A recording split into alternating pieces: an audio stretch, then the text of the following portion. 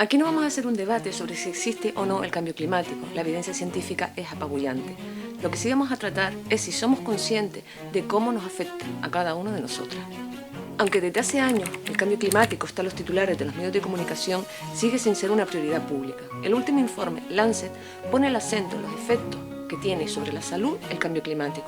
Más olas de calor y eventos extremos, el aumento de la contaminación del aire y periodos más largos de sequía afectarán a los patrones de las enfermedades infecciosas, a la reducción de la agricultura, la pérdida de la biodiversidad y la seguridad alimentaria. Veamos algunas cifras del informe. La mortalidad relacionada con el calor ha aumentado un 85%.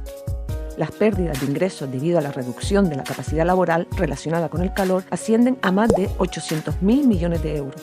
El clima extremo ha llevado la inseguridad alimentaria a 127 millones de personas más y las enfermedades infecciosas aumentarán un 29%. Pero no piensen que esto va a pasar en países en vías de desarrollo o que le va a afectar a las personas que viven en el tercer mundo. No, esto nos va a afectar a toda la ciudadanía. A usted, a él, a ti, a mí. Hablamos con la doctora Amay Varela. Ella es especialista en medicina preventiva y salud pública y además coordina el grupo de cambio climático y salud de la Sociedad Española de Medicina Preventiva y Salud Pública. Cuando la gente habla de cambio climático, no lo relaciona directamente con la salud, sino que piensa, sí, que va a ser más calor, que el nivel del mar, que en esas cosas estamos bastante concienciados. Pero eso que va a tener que ver conmigo y con la salud, no sé si somos conscientes de ello. Claro, los trabajadores de la salud tenemos una visión sesgada porque todo lo relacionamos con lo nuestro, ¿no? Y nos parece que el resto de la población también, y a lo mejor por eso dejamos de hacer nuestra labor educativa e informativa pensando que es evidente, ¿no?, la relación entre el cambio climático y la salud. Pero tienes razón en que quizás, por ejemplo, si piensas en cuál es el símbolo típico, la imagen que se transmite en los medios del cambio climático, es el oso polar, ¿no?, desnutrido, en un iceberg que se reduce a la deriva. Y como dicen los educadores ambientales, realmente ese oso polar somos nosotros también, ¿no? Nosotros también estamos perdiendo nuestro hábitat, nuestra seguridad alimentaria, pues el ecosistema en el que vivimos poquito a poco. Y otro factor que yo creo que tiene que ver con que la población no lo relacione tanto con la salud es que la mayoría de la población vive en las ciudades, y en la ciudad hay una desconexión con la naturaleza, con los ciclos naturales, con la sucesión de las estaciones, que quizás pues conlleva una despreocupación por la relación de todos los temas de salud ambiental, ¿no? También la pérdida de biodiversidad, el problema de los microplásticos, el riesgo químico, muchos otros. Los jóvenes no suelen tener mucha percepción de riesgo para su salud porque no piensan en su salud, porque en la juventud es difícil pensar en los problemas de salud, y la gente mayor, que es la más afectada por el cambio climático, que es un colectivo vulnerable, pues cree que ellos no van a vivir los problemas derivados del cambio climático. Sin embargo, ya están siendo las víctimas principales. Claro. Cuando te decía, viendo el informe, ¿no?, decía evidentemente las personas más vulnerables, y en este caso además hacía mucho énfasis en las mujeres también, las mayores, niños, personas con enfermedades, pero una persona sana también se va a ver afectada. Por un lado, todos estamos afectados ya desde el punto de vista de la salud pública. O sea, que otros colectivos poblacionales vean su salud deteriorada por el cambio climático también afecta a la salud de los que no están afectados directamente. La salud es un bien colectivo. Entonces, cuando parte de la población se enferma, afecta a la población sana también eso. Entonces, desconectarse de ese concepto comunitario de la colectividad de la salud es preocupante, ¿no?, para los que nos dedicamos a la salud pública y a la salud ambiental. Entonces, empezando por ahí, ya todos estamos afectados. No todos directamente, pero sí todos colectivamente. Solo por ser mujer, tú ya serías parte de un colectivo vulnerable. Las infecciones respiratorias y las patologías derivadas de las olas de calor afectan en mayor porcentaje a las mujeres. Si vives en Canarias, como es tu caso, pues tienes los determinantes propios de ese ámbito geográfico, ¿no? La insularidad, la posibilidad de la tropicalización de vuestro clima, mayor cantidad de días al año con calima, la acidificación de los océanos, la subida del mar. Por otro lado, si eres deportista, como muy bien dice el informe Lancet, se disminuyen los días al año en los que es seguro hacer actividad deportiva al aire libre debido a las altas temperaturas, la radiación solar y el grado de humedad. Es decir, vamos a poder hacer ciertas actividades deportivas menos días al año. Eso conlleva que aumente el sedentarismo y todos los efectos indirectos en salud que tendría no solo la exposición a la alta temperatura durante el deporte, sino el no hacer deporte. Eso sería otro determinante. Entonces, sí, una persona sana que haga deporte está afectada por el cambio climático. También afectará a los deportistas, a la práctica deportiva en general, ¿no? Hay deportes que están abocados un poco a la desaparición, ¿no? Si pensamos en los deportes relacionados con la nieve o el hielo, pues el esquí en nuestro país pues cada vez se puede realizar menos días al año, el alpinismo está sufriendo nuevos riesgos por los derrumbes, por el deshielo de los glaciares en los Alpes, son varios ejemplos. Y a su vez el mundo del deporte profesional es víctima y verdugo en el cambio climático, ¿no? Los grandes eventos deportivos tienen una huella de carbono elevadísima, que bueno, hay que plantearse, porque yo creo que los deportistas, que son personas con mucho impacto social y que pueden ser muy buenos comunicadores, estaría fenomenal que se enganchen a la divulgación de los riesgos para la salud del cambio climático como una medida de información a la población. No sé si te llegaste a enterar, pero en Canarias por primera vez decidió suspender las clases porque le estaban llegando informes de niños, niñas que estaban sufriendo las inclemencias del calor. Los colegios no tienen aire acondicionado, no tienen zonas de sombra, etcétera, etcétera. Ya, eso es, faltan muchas medidas de adaptación, ya vamos tarde en las medidas de adaptación en el sistema educativo, en el sistema sanitario, por eso pasan estas cosas como la que tú me cuentas, ¿no?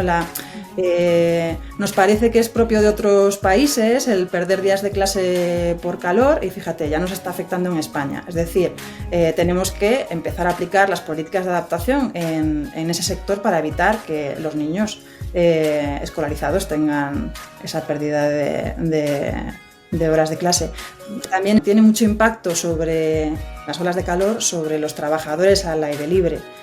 Uno de los indicadores del informe Lancet es precisamente sobre los días al año que van a aumentar con respecto a la comparación que hacen ellos de las temperaturas medias en el planeta. Van a aumentar esos días al año en los que los trabajadores no van a poder trabajar al aire libre.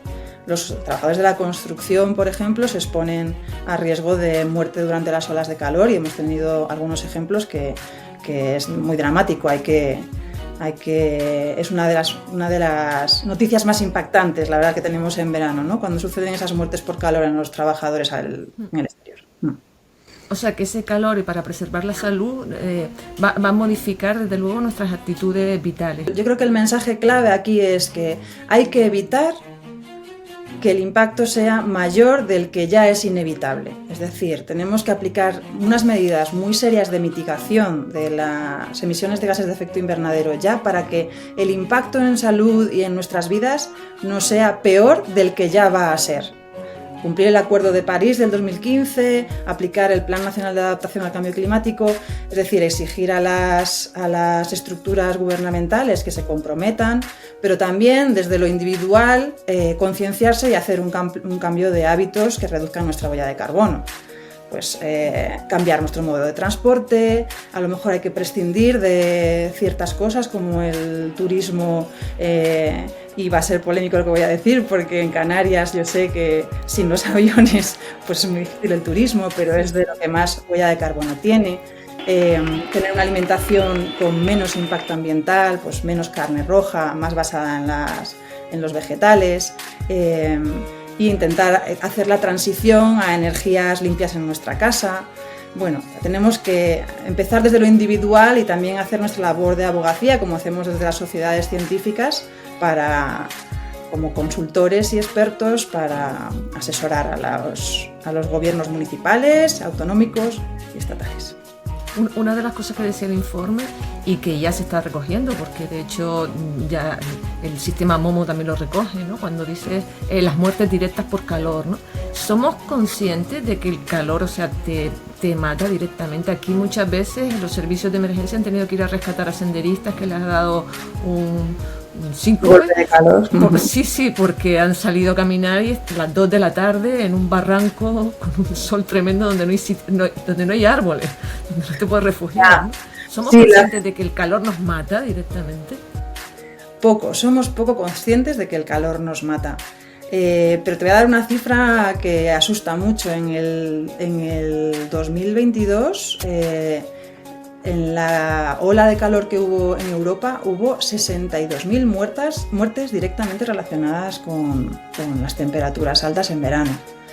La mayoría de esa gente son personas con patologías de base, que viven solas, personas mayores que sufren también la soledad no deseada y que con las altas temperaturas se agravan sus patologías de base y fallecen. Y esa es otra medida de adaptación que es urgente, que los servicios sociales cubran esas necesidades de atender a esas personas tan vulnerables y tan solas en las ciudades especialmente. El tema de los senderistas y de la exposición al calor, por ejemplo, pues a lo mejor hay que concienciarlos de que hay que hidratarse más, de que hay que protegerse del sol. Nos protegemos fatal de la radiación solar en este país, ¿no? No usamos las cremas de barrera suficientes. No sé por qué no somos muy fans de los sombreros y las gorras en este país, y son muy importantes cuando hay una radiación solar tan elevada.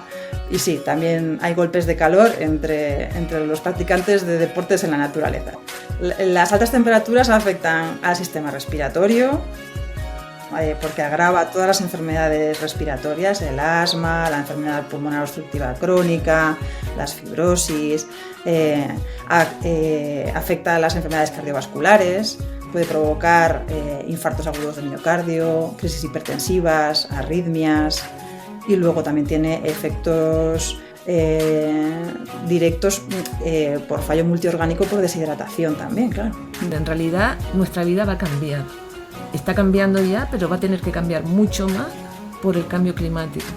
Sí, exacto. Ya está cambiando nuestra vida y lo que tenemos que evitar es que ese cambio sea demasiado brusco y muy negativo, y sobre todo en las poblaciones más vulnerables a sus efectos, ¿no? Las personas desfavorecidas económicamente, las personas mayores, los niños, las embarazadas, las poblaciones migrantes.